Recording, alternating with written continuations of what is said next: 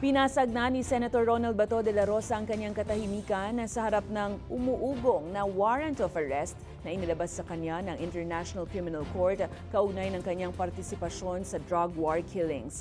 Sa Facebook, tila napakapit sa pananampalataya ang senador matapos ibahagi ang isang larawan kasama ang isang estatwa ng Santo Niño na niya ay kanyang ka-birthday at patron saint.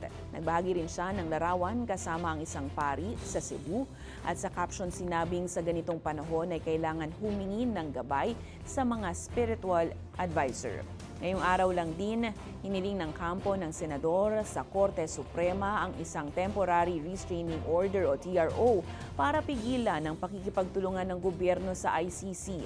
Sa isang prayer at very urgent manifestation ni De La Rosa, hinihiling niya na itigil ang pagpapatupad ng ICC warrant, red notice of surrender at surrender request, maging ang anumang komunikasyon ng pamahalaan sa ICC.